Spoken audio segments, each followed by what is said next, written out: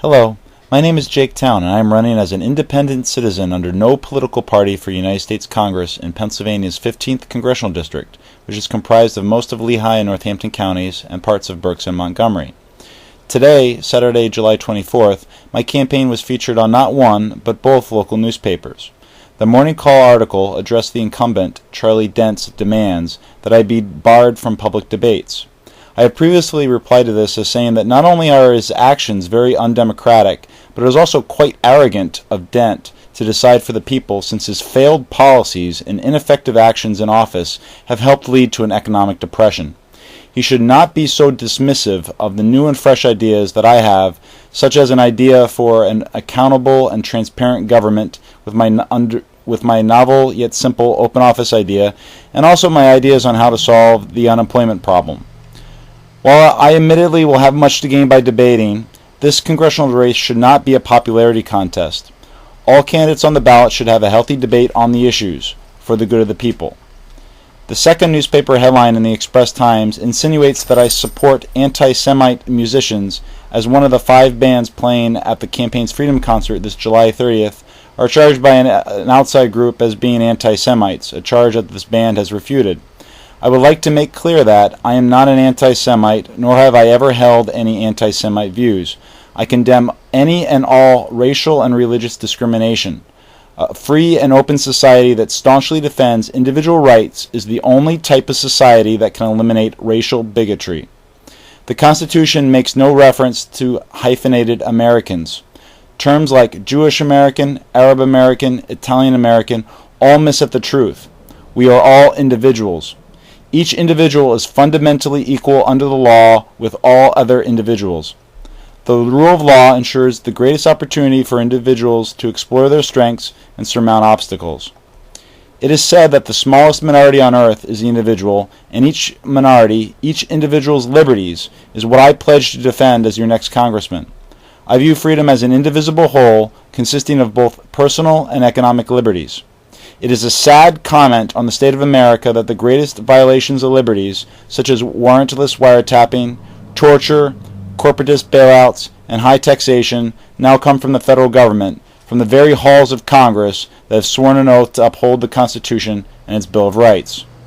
Our two-headed, one-party political scene is not the sharp divide the politicians and the media want us all to believe. The true difference between the Democrat and Republican politicians in power is no greater than the choice between picking a Coke or Pepsi at a supermarket. The lesser of two tyrannies is still tyranny.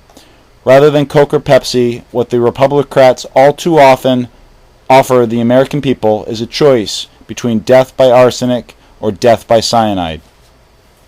For the past 6 years, Congressman Dent, along with the rest of the Republicans, has been spending our country into oblivion and leading America on the path to economic ruin.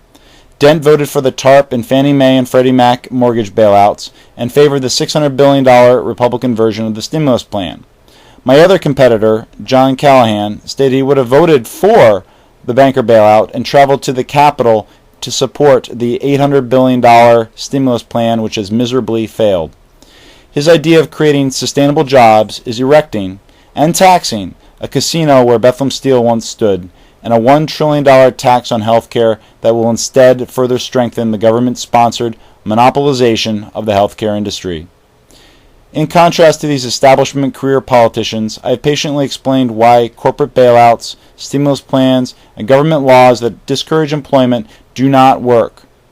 Further government spending, taxation, and debt to cure the problems caused by excessive federal spending, taxation, debt is delusional nonsense. However, we do need more spending, but it is of a far different sort. Allowing everyone to keep what they earn and spend how they wish is not just the key to economic growth and getting America back to work, but it is also the key to the path to our prosperity as a society. When the government prints up money with a printing press, whether for the military-industrial complex, big oil, big farm, big ag, or Wall Street, the losers are each and every American. We need far more spending by individuals, but this is impossible without far less spending and taxation by the federal government. The views of any of the 5 bands present at the July 30th Freedom Concert are not necessarily the views of Towne for Congress, and believe me, if any of the bands were believed to be anti-Semites, they would not have been invited to play at the concert.